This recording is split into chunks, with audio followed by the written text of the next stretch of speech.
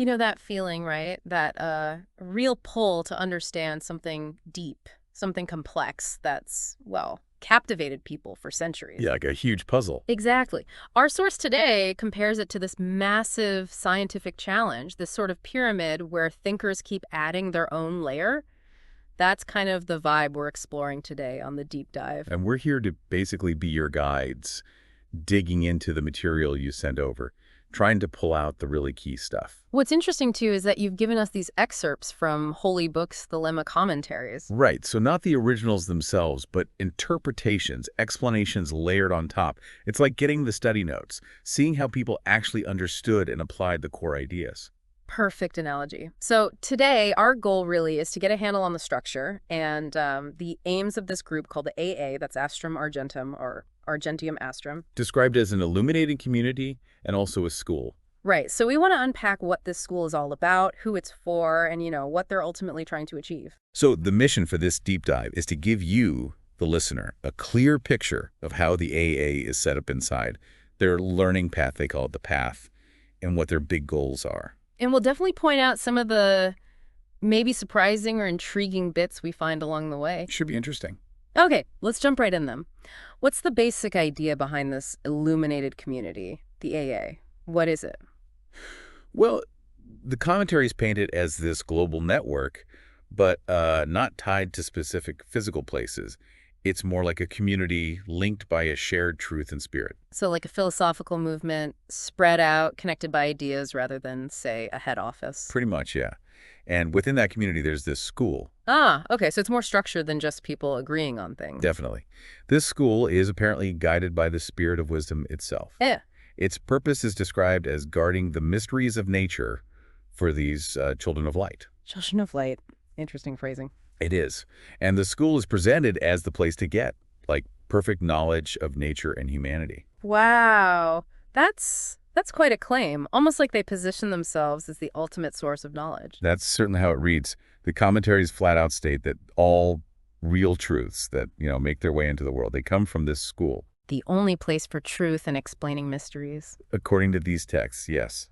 They definitely give themselves a very central foundational role. But if it's so important, why isn't it better known?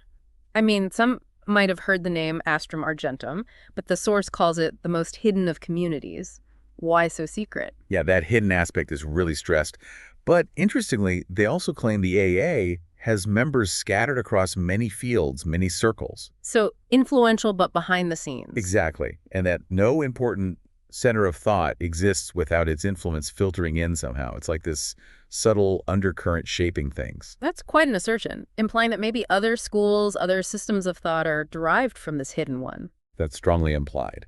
The text literally says external schools have always been based on this interior one.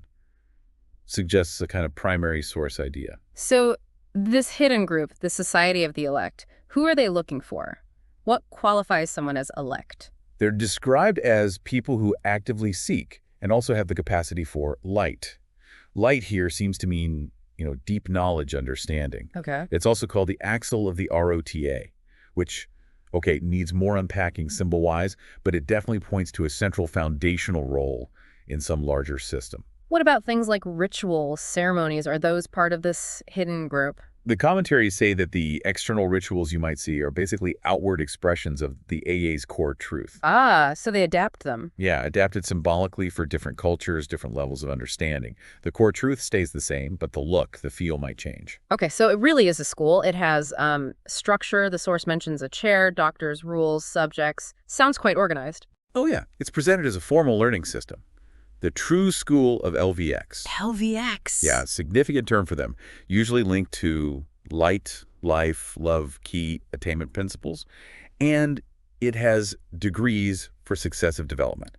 So it's step by step. And this school has, always been super private. Absolutely. The text hammers that home historically, most secretly hidden, invisible, and solely governed by the illuminated. Why? To protect the knowledge. That seems to be the idea. Protecting it from being misunderstood, maybe misused. And they think this secrecy, this careful selection of who gets in, is why it's lasted. Resisted time and, human error. That's the logic presented. By only bringing in those they deem truly capable, they aim to keep the teachings pure, preserved for the future. Okay, got a better sense of the what's. Now, how does someone actually move through this school? You mentioned the path, and there's a diagram. Gradua montis abieni. Yes, figure 1 in the source. It's like a symbolic map of the initiation stages. And the very first step on this path is the probationer. Probationer. Okay, what's the focus there? What are they actually doing? It's about fundamentals. The commentaries list posture, breath control, basic meditation. They mention 2 specific rituals, DCLXX, and CXX, and the meditation practices linked to them. So learning the groundwork, is there an exam? Yeah, there's an examination on their knowledge and, crucially, some practical acquaintance with these early meditations. Passing that allows progress. Okay, and I saw something about forging a magic sword.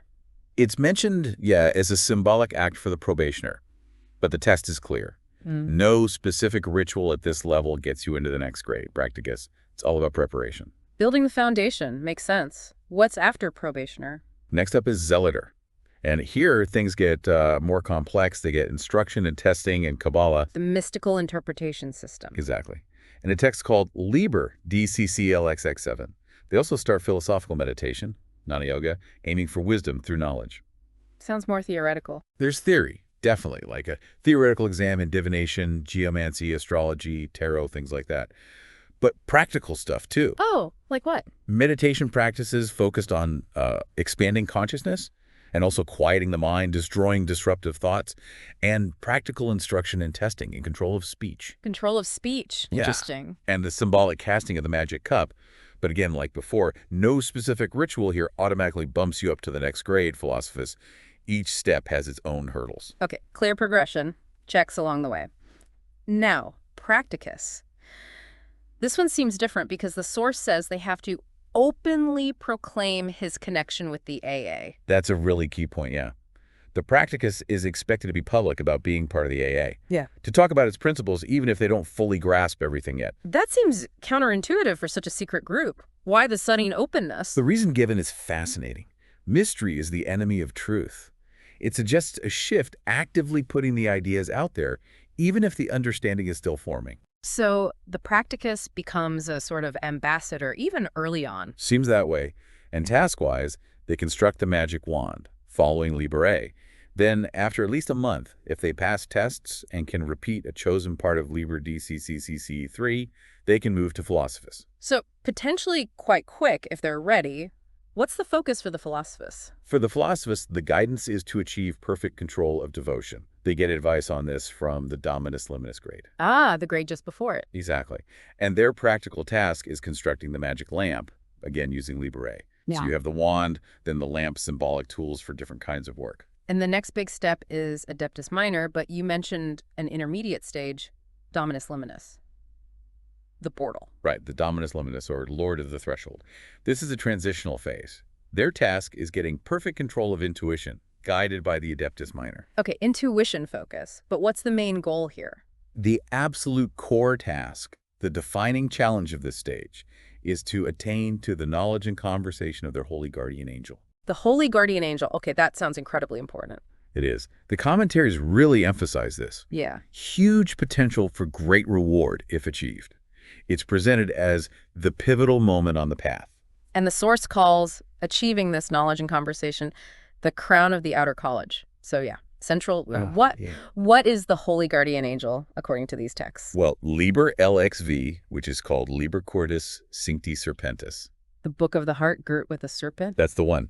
It's given to probationers, actually, and it's described as an account of the aspirant's relationship with their angel. Its 5 chapters apparently relate to the 5 elements, showing how this connection touches every part of existence.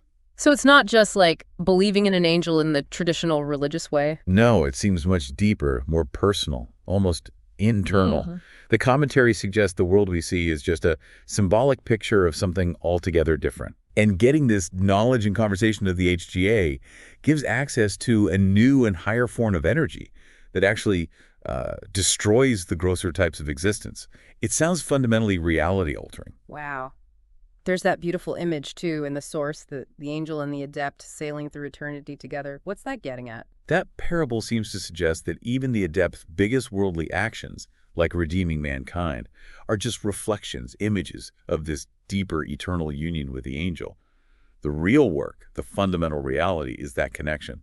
And achieving this connection brings Peace. Yes, a profound peace.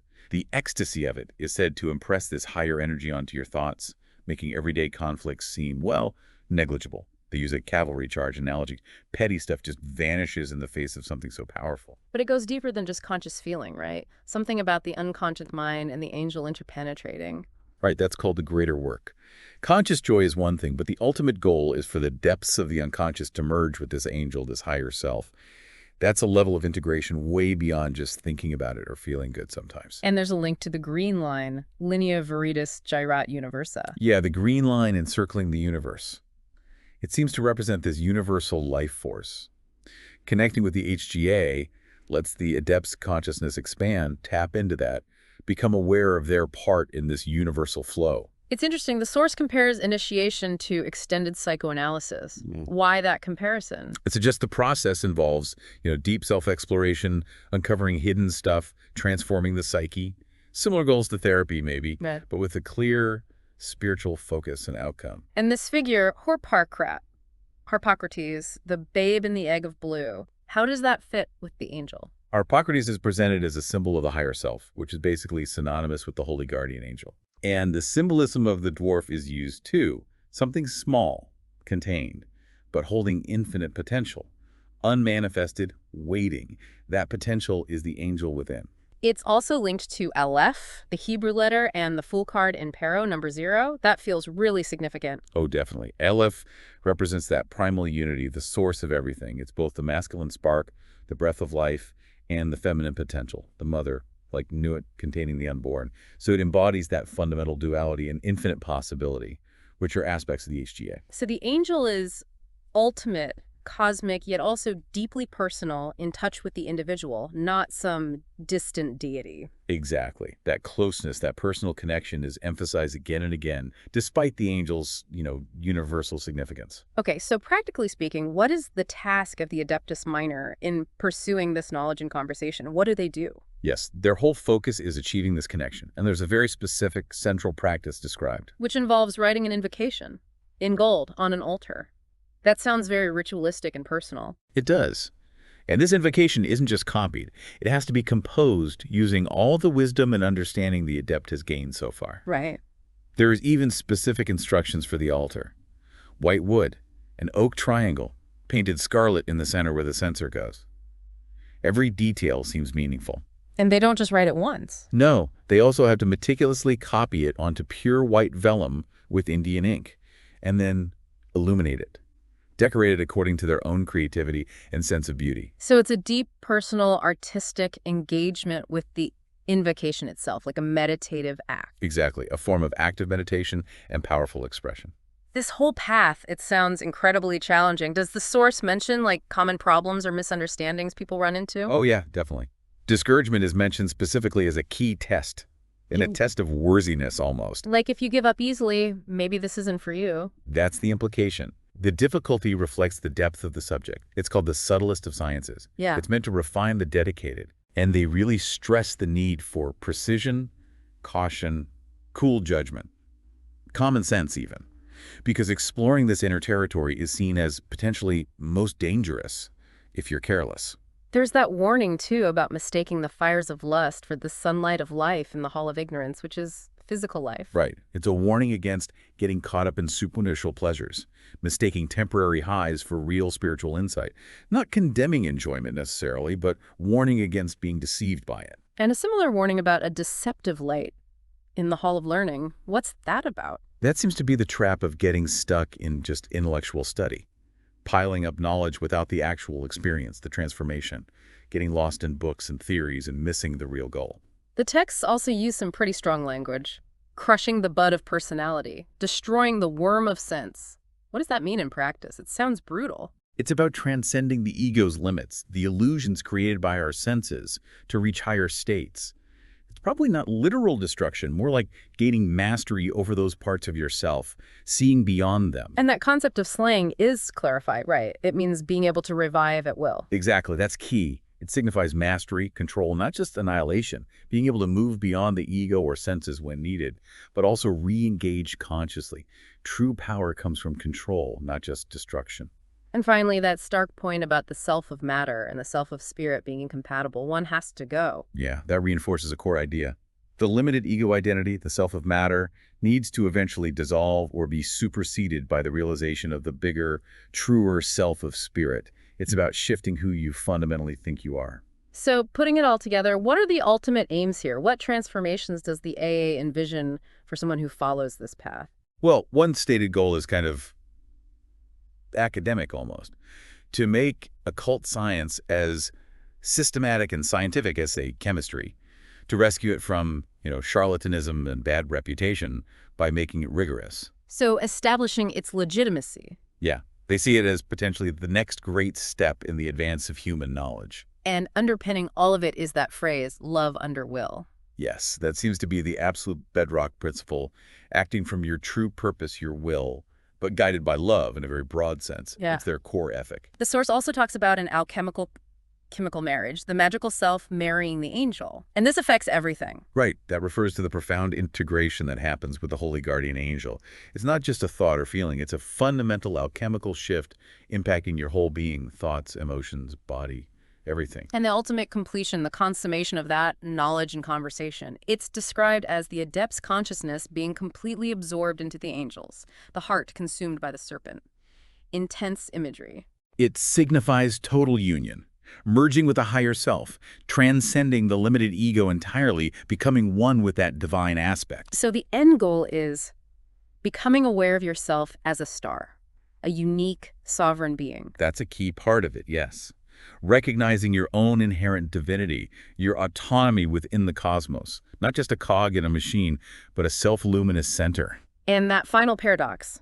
Ultimate freedom is found within thy SELF, but the path there involves going outside of self, dismantling the ego. It sums it up beautifully, doesn't it? True freedom, true self is found deep inside, but getting there means letting go of the surface self, the ego we usually cling to.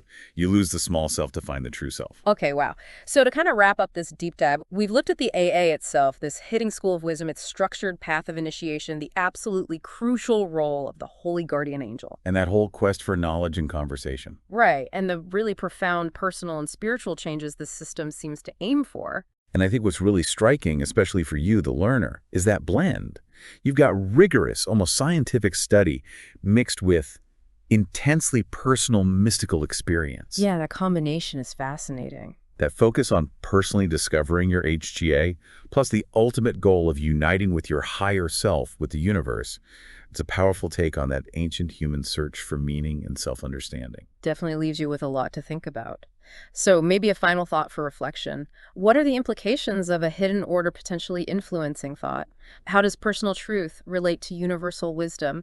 And maybe most fundamentally, what could it actually mean for you to achieve that knowledge and conversation with your own deepest self? Lots to ponder there. Indeed. Thank you for taking this deep dive with us.